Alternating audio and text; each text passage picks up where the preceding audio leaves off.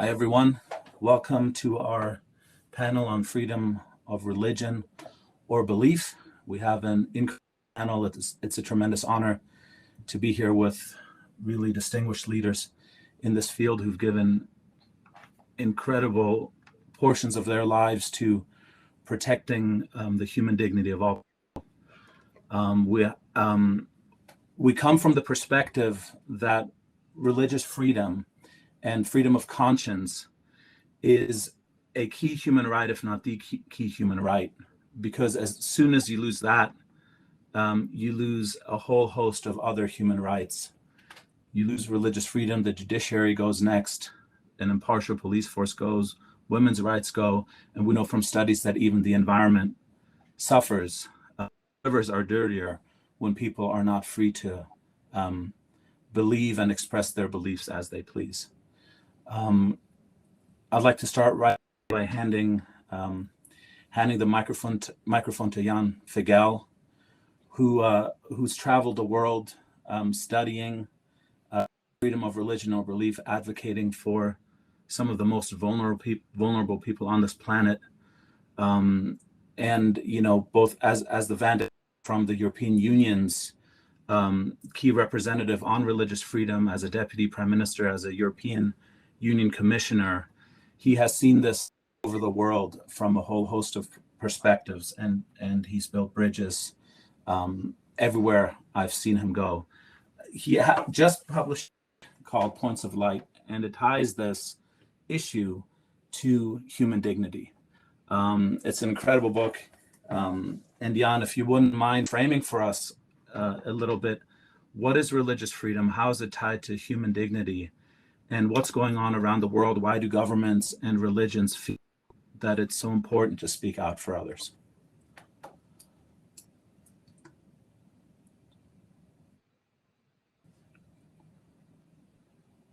We do have you muted, Jan, still.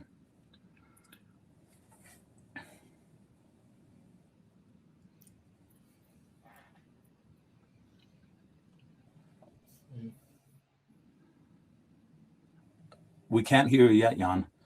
Let's we're going to give you a minute to work that out, and we'll get back to you. I know that the Parliament system has been a little quirky for quite a few participants. Let's go to Bishop Dr. Paul Murray. Paul, you've also traveled the world. Jan, do we have you? Not yet. Paul, you've also traveled the world, speaking out for the faiths of all people. I can think of preaching in mega churches in Brazil with 20,000 people, the same in South Korea. I think of your work going to Kenya to post electoral violence that very quickly moves to genocide, and going right to the gunfire, so to speak, and engaging from a faith leader perspective in support of people who are under vicious and deep attack for their faith. What inspired you to do this work, and what do you see out in the field? Thank you very much, Simran, and I appreciate the opportunity to share some time and just speak from the heart about the work and the advocacy that I see is so vital for all. It's amazing that when you look at all of the faith traditions, the major faith traditions, that there are principles that are all in alignment. Loving one another is a tenet that many faith traditions hold on to, the sanctity of life. So when we stand on those principles, we can really come together and address a lot of the other issues without theological debate. As a Christian pastor and minister and really out there around the world speaking on these issues, I like to come from the perspective, at least believe that I come from the perspective that as Jesus illustrated in the Bible, the requirement, the first commandment is to love our God, and the second commandment is to love your neighbor. So my desire is to fulfill that commitment and that commandment. And therefore, the work that I'm engaged with, specifically through the Global Peace Foundation, serves as president for religious freedom initiatives is to really take on that mantle and be able to engage with people of all diverse faith communities to address the social issues, the conflicts that are taking place around the world. One of the great models that the Global Peace Foundation has is really taking a hold of peace building skills and bringing them into areas of conflict, working at the grassroots level, and really just exemplifying the idea of building relationships and coming together to address those conflicts. We've been in the Philippines and Mindanao when there was a conflict between Muslims and Christians, and bringing the two groups together and having these peace communities where we're really training young people to understand that when they come into this environment, that they set aside their personal perceptions that they have of others, and come community and begin to develop relationships and learn from one another. And the moment that we begin to get to know a person for who they are, it becomes much easier to then talk about some of the real issues that are really impacting our world and our communities at the local level. Work in Kenya, as you mentioned, it was really bringing the faith communities together on the 5th anniversary of the conflict that took place after the elections, where there was a tribal conflict and there was killings on both sides of the tribes. And one of the things that I saw there were that you had faith leaders that are out there really mandating to stand up for their tribe, opposed to really standing on the principles of their faith. And so it was engaging in creating a forum with these faith leaders to talk about principles and not politics, and that how important it is to come together and engage on common principles, universal principles that say how important each person is. And therefore, once you can come together on that, then you can address a lot of the other issues that we look at, whether it's socioeconomic, whether it be social issues within the communities. Even while we're in Kenya, we helped do a whole project on cleaning up the Nairobi River. So it's really saying, hey, you bring all together to address social issues, and in doing so, you develop relationships and friendships, and you work on a problem that everybody identifies and says, hey, we need to help here. Many people often hear it say, and I say it often, that if a house is engulfed in fire, we don't question the tenets, the beliefs, or the views of an individual that wants to help put out that fire. We all will hand a bucket to everyone to put that fire. That's the problem. So when we look at the issues around the world, whether it be in the United States dealing with religious liberty issues, whether it's in Kenya, South Korea, addressing North Korea, whether it's addressing the Uyghur problems in China, we look at all of these places and we say, how can we be able to come together and really engage in the public square to address the problems when it comes around religious freedom, religious persecution, the lack of tolerance of people of minority faith communities or no faith community at all? How do we connect them together and understand that we all live on the same planet and we've got to work together? So similar, the kind of work that I'm engaged in around this religious freedom work, and as a Christian leader that it comes from a conservative movement, I'm probably one of those few that really outside the box. I don't allow silos to inhibit me in engaging with people of all faiths, because I know that as I read the Holy Scriptures in the New Testament with Jesus, that he would sit with anyone. And if he had in the Bible, it was with the religious leaders. It was him that he ostracized. It was not the tax collector. It was not the prostitute. It was. And so therefore, when we look at that and understand that, then we look at each neighbor as my brother, and the role is to make sure that we're engaged with them. So I hope that kind of helps share a little bit about where I'm coming from on this, Imran. Yeah, thank you, Paul. A quick follow-up question. You do go around the world, but you work in Washington, and we have two political parties here, and differing engagements on religious freedom. I know you're also involved in domestic working groups. What are you seeing? What's the contrast there between what's going on globally and what's going on here in the U.S.? That's a good question, and I think it's very important that in many countries at the United States as a leader. Probably in these days, it's waning in a lot of countries, but we have to address the issues in our own home uh, if we're going to be addressing issues in our neighbors' backyard. And there are religious liberty issues that are being challenged in the United States. And there are conflicts around that because even within the First Amendment, there is that freedom and of religious freedom for all.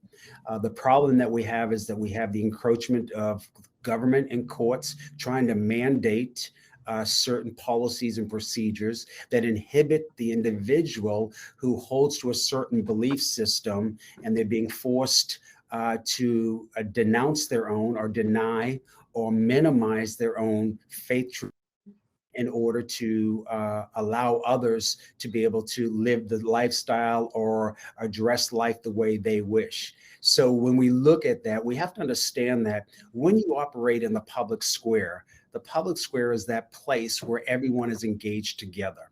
As a pastor that is in my church right now, sitting here and engaging with the faith community within my community, I can stand and be very strong on my beliefs. When I operate in the public square, I need to be sensitive to everybody else in that public square. As much as they need to respect where I come from, I must respect where they come from. So that's the challenge that we have in the United States, and really getting government to push back and stay out of the religious freedom circles that they're getting involved in right now. I know, Dave. Thank you, Paul. I know David. Let's take it to Canada. David has some perspective, certainly on that. David, you're a long-sitting member of Parliament, 5 terms, and there's political division everywhere. And you decided to take on yet another issue, which is religious freedom. But you didn't just do that domestically; you also did that internationally. You co-founded IPP4, the International Panel of Parliamentarians for Freedom of Religion or Belief, and so you really busied yourself with bringing this issue to the forefront. Why did you do that, and what did you see as an MP who is very much in the public eye? Why did you engage on this issue, and what were the boundaries you drew? Well, Greg, the title of our discussion today is about whether it's worth defending the right to form, and we call it a fundamental freedom. And so I believe that it is a good thing to be defending that right for a number of reasons. First of all, I think it's important for nations to be able to defend that wherever we call home. We know time and again that research has proven that where the principles of religious freedom are strong, other rights prosper as well. If you know anything about religious freedom, you know that where people are free to express that belief and live out their beliefs, people are healthier. They have better health outcomes. They live longer. They're generally more healthy.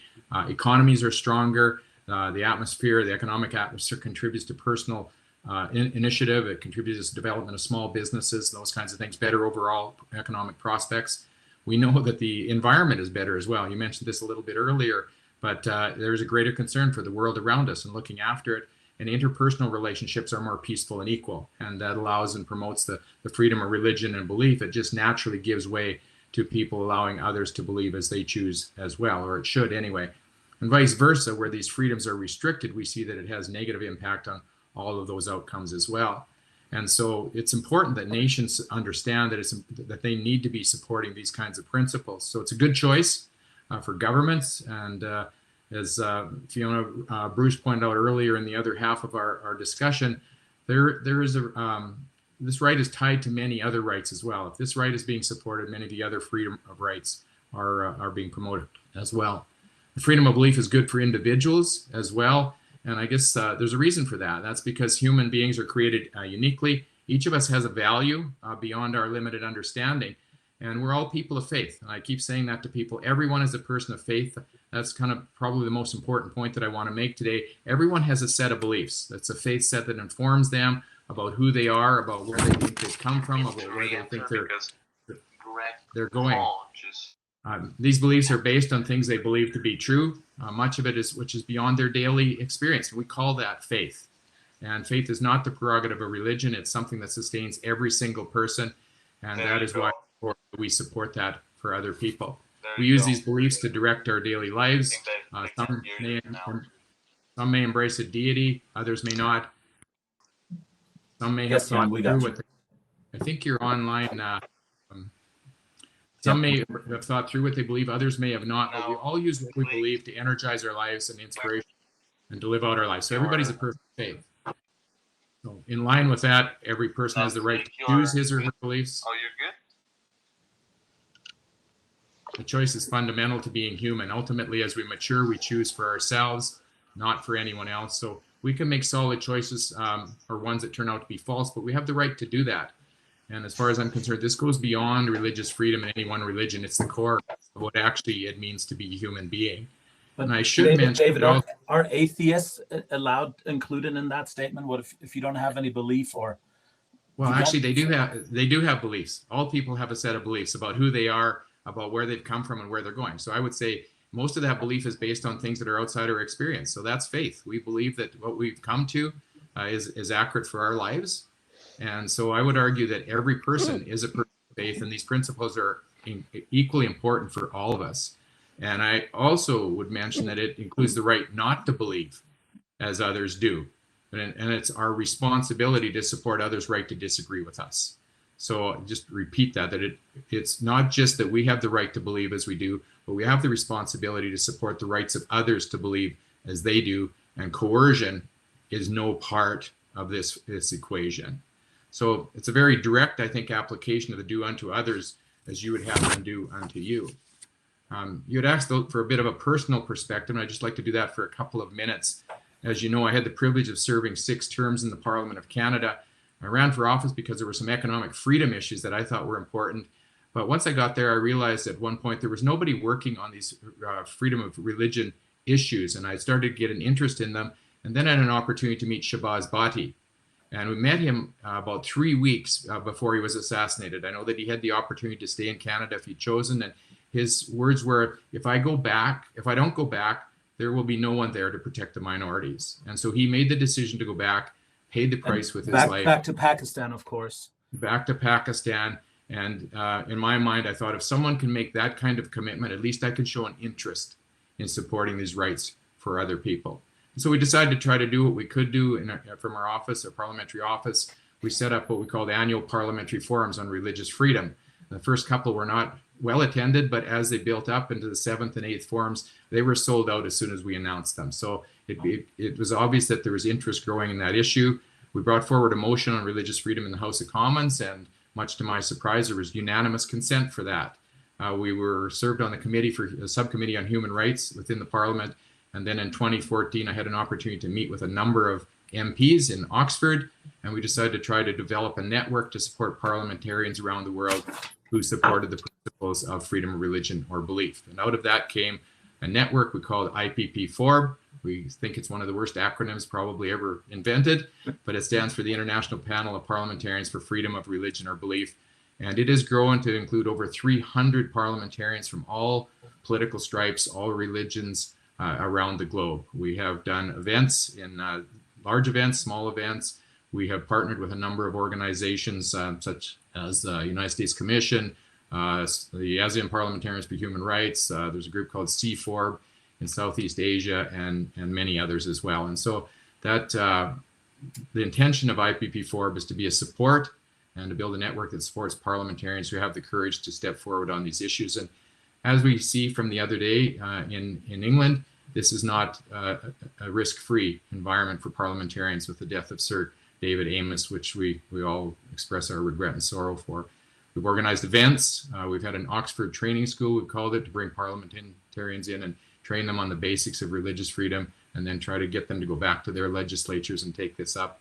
And we've established networks around the world. We have one in Africa now. We're building one in Latin America. We have some strength in the Balkans.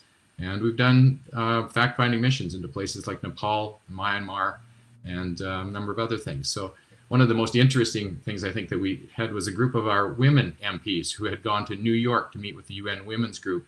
And the UN folks were very surprised to understand that there's a benefit for women in establishing and really supporting the freedom of religion or belief. They hadn't thought of it that way, and it was good for them to hear it. So I probably should wrap up. I'd just like to encourage people to commit to the universal principle that all people deserve this right. There's lots of activists who fight for one particular group, but we need people who are supporting this as a human right for everyone around them. In the past, I guess I've used the story of the canary in the coal mine. For much of the 19th and 20th century, miners would take caged canaries down into the mine with them, and the birds would stop singing and quickly die if methane gas or carbon monoxide became present, and thereby they alerted the miners to the danger. They acted as an indicator, and they gave an early warning sign of danger. I think that religious freedom is like the canary in the coal mine. A respect for it proves a commitment to freedom. Disinterest in it leads to discord, and opposition to it leads to repression. The freedom to believe as I choose is a right that benefits every human being. We've got a lot to do to maintain it, but forums like this remind us that we can still work to bring freedom to so many people around the world who don't experience the same freedoms that we take for granted. Thank you, David. It's an incredible honor to watch your work in this, and you know, you're engaging for everyone everywhere. I've never seen you exclude everyone. I've seen you come in from some of the highest places in government, coalesce everyone around you, and like you said, the vote was all in favor, none opposed. That this is a fundamental human right, and the women's part is so interesting, because we tend to. I look very religious, so I often am confused for somebody who would be against women's rights, which is still shocking to me. But there you have it. Religious institutions are kind of considered, archaic in some ways. But it is when we stand together in protection of all people that women's rights are the first to flourish, because we don't allow any, because we don't let anybody take over. Freedom of belief and conscience goes right to the top. Jan, we have your mic. I suppose, yes. Yes, sir. Thank you so much for being with us. Your book, Points of Light, opens with a quote by Rabbi Sachs that says, "The ultimate value we should be concerned to maximize is human dignity, the dignity of all human beings equally as children of the creative redeeming God." You've gone around the world, certainly around Europe, as a European Union commissioner, as a foreign minister, deputy prime minister, and as European Union's representative on freedom of religion or belief outside of the EU. Can you tie this to us, to human dignity, and help us understand where we need to be careful as we engage this field on ensuring that all people are protected? Yeah, thank you. Thanks to my fellow panelists and all participants. I'm glad that I can a bit contribute to the meeting of World Parliament of Religions. If there is any interfaith or interreligious dialogue, and there is now a lot, it has certain preconditions. One of them is separation of religion and state, or state power. Another one is non-violence. But very important one is religious freedom, including freedom to convert. If these preconditions are there, then our interreligious, interfaith encounters are really valuable and contributive to the more humane 21st century. 20th century was pretty inhumane, at least if I take Europe. I am greeting all the friends and participants from this side of Atlantic. There were major world wars coming from Europe, then even Cold War and genocides, etc. So human dignity was heavily oppressed. There is a connection between freedom of religion or belief and human dignity, because FORB, or religious freedom, is the deepest expression of human personal freedom. It's freedom of thought, freedom of conscience, freedom to believe or not to believe. Only then we can and we do speak about freedom of opinion, of expression, freedom of assembly, freedom of association, etc., etc. If this deepest freedom is not respected by authorities, by the powerful, by the state, then the additional or secondary freedoms are disregarded as well. So therefore, like David said, I would use a term, religious freedom is a litmus test of all human freedoms and human rights. But the connection with human dignity is very sensitive, because dignity is a source of our rights and duties. We live in times when we tend to forget or abandon or neglect duties. But my dignity speaks very clearly that I have my rights, we have our rights collectively as community, but I have also duties as citizen, as husband, as father. And only if I keep balance on both sides between rights and duties, I can enjoy future humane treatment, etc. So I'm glad that we can speak a bit on human dignity, because it's a foundational principle, and it's a very inspirational issue. I found out a lot of not only quotes, book, which is cooked together by not only me, but colleagues, Brett Sharps and Jane Weiss, and there are great pictures of Jaylin Prince, that dignity is a meeting point for both religious and secular humanists, if they are humanists. And this meeting point is of crucial importance today, where we see a lot of divisions, conflict, understandings, misinterpretation. When I traveled, as you said, to many difficult territories in Asia, in Africa, in Middle East, and met representatives, including religious and political, I found out that we should also find a meeting point called dignity, or karamah in Arabic language, because it has similar meaning. It has Quranic roots, and 3 Abrahamic traditions claim their relation to dignity of man, and very similar understanding. So I would strongly advise not only to read the book, but also to subscribe to human dignity as foundational principle, but more than principle. It is, and I think in the book it is very clearly mentioned, it should be a departure point of any public, national or international policy, departure point. Second, it should be objective, the aim of public policies. And thirdly, it should be also a criterion of policies. We cannot promote dignity by violation of any dignity or connection to dignity. Actually, this book and also my work and a bit of very concrete initiative was connected with promotion of this notion, better understanding, and a kind of revival, recommitment to human dignity and human rights in time of 70s and UDHR. And we came out with the initiative called and labeled later as the Punta del Este Declaration on Human Dignity for Everyone, Everywhere.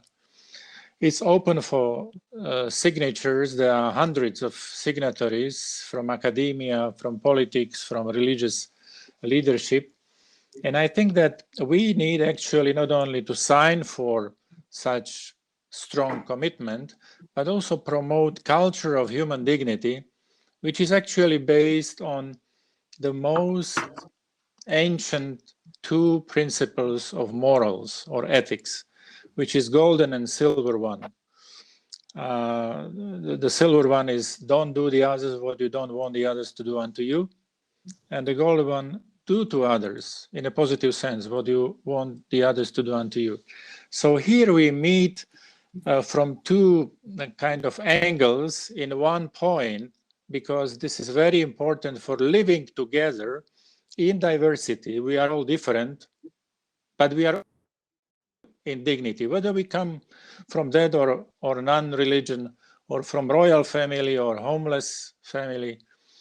We come to the point where we are all equal.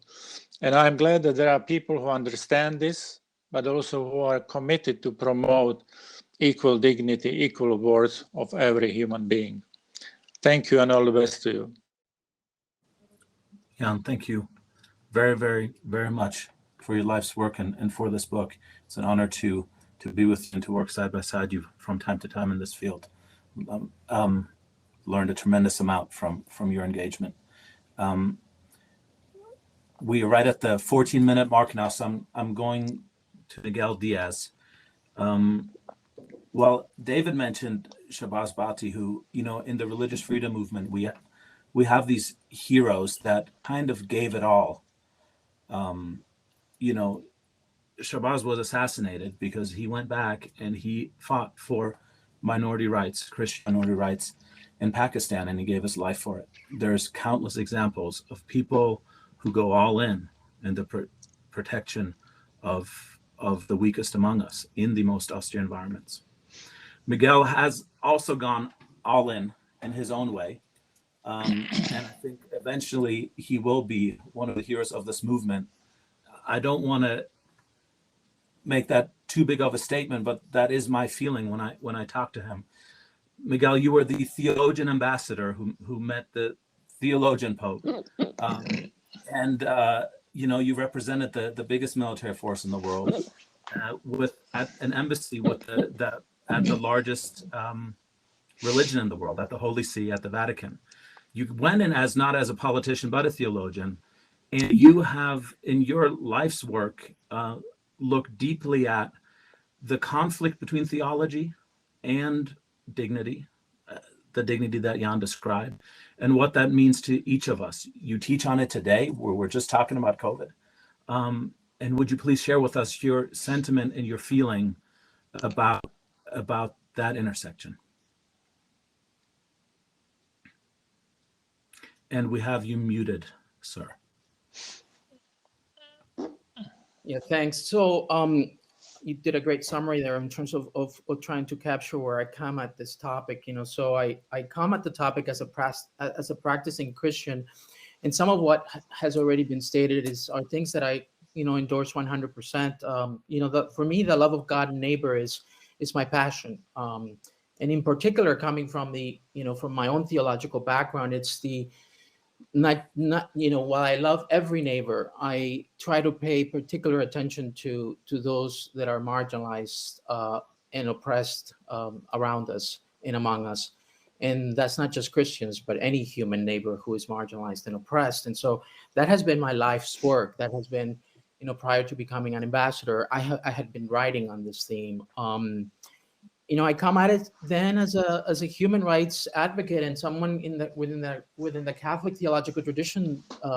The word human dignity is central, and so I come at it as a scholar, and in a human rights advocate and a theologian who has taught on this theme, and then lastly, I also come at it as someone who has who is deeply in love with God and a practicing Christian, but who has also experienced what others can call religious-based marginalization and religious-based experiences that either from the state or from individuals or from others who call themselves religious are very oppressive and lacking in the kind of upholding of human dignity that every one of us in this group, upholds and wants to promote. So I have sometimes spoken about the need, in my conversations with human rights groups in Washington and in my conversations with persons who believe and who don't believe, persons who are deeply committed to the human rights traditions, but find religion sometimes as being used to weaponize instead of to uphold human dignity. I try to, to steer a kind of bridge building, in terms of my own thinking and in terms of my own agency. And I've said that we are in, there are some areas that when it comes to religious, the formation of religious conscience, etc., that needs some work. And I've said that with respect to those areas, we need to, to embrace what I have called an integral ecology of human rights, following Pope Francis's call for an integral ecology of life. I have said we need an integral ecology of human rights that is able to, to not use any particular human right, including the fundamental right to religious freedom, as to exclude that right, or to see that right as an enemy to the human rights tradition. And there are some areas, clearly areas that have to do with human sexuality. And in my own city here in Chicago, we have this ongoing, and I'm sure this is present throughout the world, but it's certainly present beyond Chicago. Now with the pandemic, we have a whole issue of particular persons or communities of persons claiming religious freedom as a way not to get vaccinated. And it is interesting, even in the Archdiocese of Chicago, this has become an issue, because the Archdiocese of Chicago instituted a policy that you can't really use religious freedom. It can only be a medical excuse. You can't really use religious freedom as a way to avoid getting vaccinated. And so for me, what that and other examples invite me to consider, at least, is that we have to think about, and I think this has already been eloquently stated in many different ways, is we have to find ways to compassionately, to humanize, to really uplift this fundamental human right in a way that says, okay, this right must be exercised in responsibility towards our neighbor, and first and foremost towards those around us that suffer. And yes, sometimes at the expense of, what I would call, and this is the theologian in me, misinterpretations of particular interpretations of religious traditions or theologies that, instead of uplifting the human being, end up really dehumanizing particular persons. And so to summarize, as a diplomat, as a scholar, and as a practicing Christian, I'm always trying to find ways to bridge those worlds in the classroom and out of the classroom. Miguel,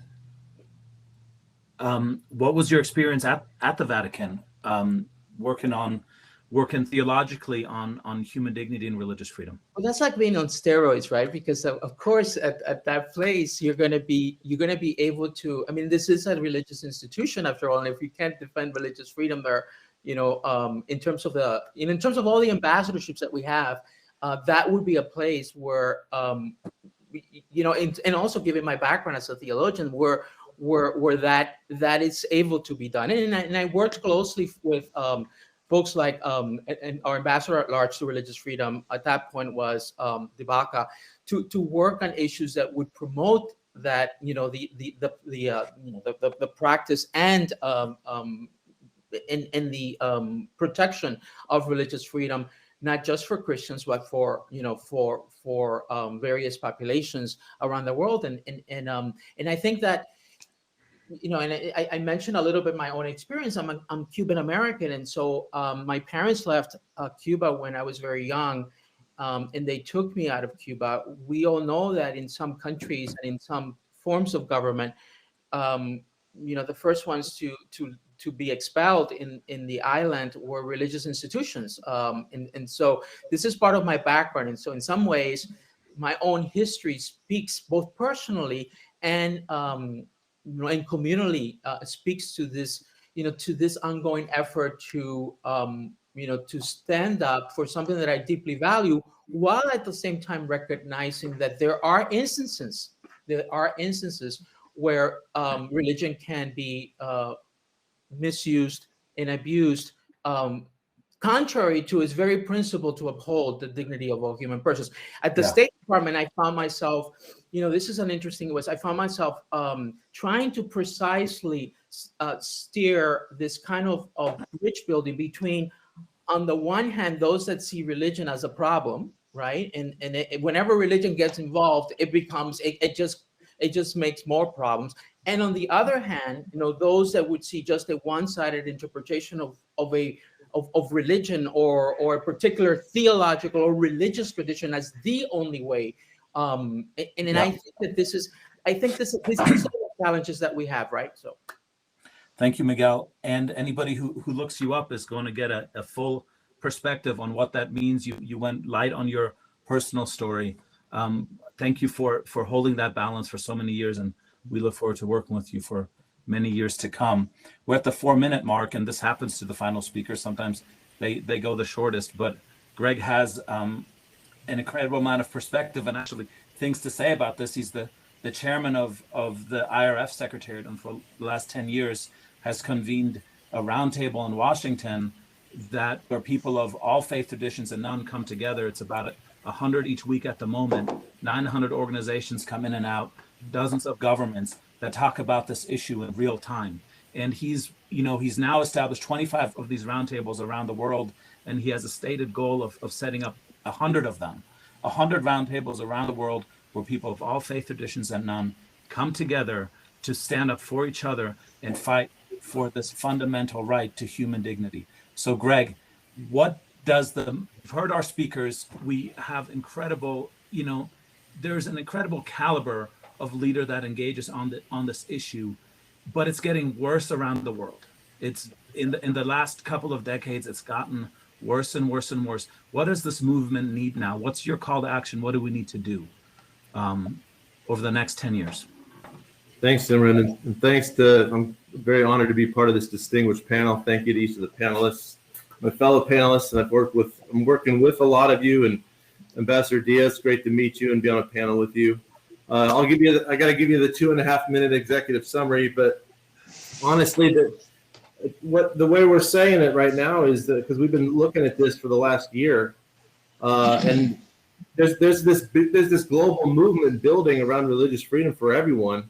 And over the last 20 years, there's never been more advocacy and there's never been more government actions on this issue, but yet persecution has never been worse. So we're missing something. So that's what we've been looking at the last year. And really what the movement needs is a new approach. And that new approach needs to be focused on cooperative engagement. We've had a grant from Templeton Religion Trust, and they've been working on this through their covenantal pluralism initiative. And what cooperative engagement means is, and look, Sikh Forb is a model for every faith community. The Sikh faith has set up a whole, Forb secretariat, and you guys are now engaging in multi-faith fashion. So that's the key. Cooperative engagement means that each faith community should be engaging all the other faith communities and belief communities, every belief community, and doing it in a way where they're respecting and protecting the other's human dignity, going to what Jan Figel was talking about. So you respect and protect the other's human dignity and liberty of conscience. And we all should be engaging each other in that way, cooperative engagement, and we should be uniting. Ambassador Diaz was talking about bridge building. We should be all coming together. Traditional advocacy obviously does not work. Where each faith community does their own advocacy for themselves and nobody else, and they name, blame, and shame their persecutors. That has not worked.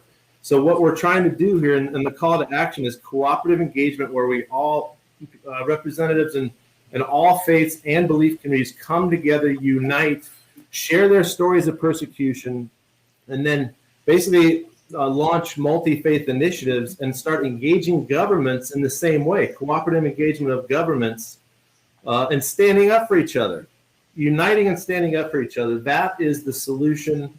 And I have more to say, but I think we're out of time. And if there's time for a quick question or so, but that's what we're doing. We're building a global network of these religious freedom roundtables where we're going to put cooperative engagement into action, and then we're going to coordinate actions globally. In a nutshell. Let me say to close, if anybody would like to join one of these round tables, look up the IRF roundtable in Washington, D.C. Thank you, everyone. A million I think the panel might have stopped now. I'm not sure it did. It says the session ended. Let me just give some closing remarks in case we're still live. Greg, we cut you way too short because your work on this over the last decade, country by country by country, religion by religion, and month after month after month fighting for this issue. There is, your engagement and your perspective on this. We can get a dose of it at the IRF roundtable if anybody would like to join, and you can find us IRF roundtable online. I just want to say in closing, as a Sikh, and I've said this in this group before, as a Sikh whose faith is founded on fighting for the religious freedom of others, you kind of grow up in your little religion and think this is what we stand for. And at some point you look out your window and you see people who are doing a much greater, deeper job, who are giving it all to fight for the dignity of others. To me, and this is me speaking personally, you are much greater Sikhs than I am. I'm hoping to inspire many, many, many Sikh youths to join this movement, stand shoulder to shoulder with you and with members of all faiths so that we protect each other, we love each other, we serve each other, and we let God work out the rest. I'm not sure exactly who's right or wrong on specific theologies, but I know our deepest desires is to protect the dignity and the hearts of every one of us. It's been a tremendous honor to have you on this panel and to work with you. And I look forward to working with you. I know we look forward to working with each other for many years to come. The world needs it. All my best. And a special thanks actually to Sikh Dharma International and to Sikh Orb, who did tremendous months of work to support this parliament and this panel. And to all of you, thank you so much. All my best. Thank you, Simon. Thank you. Thank you all. Thank you. Thank you.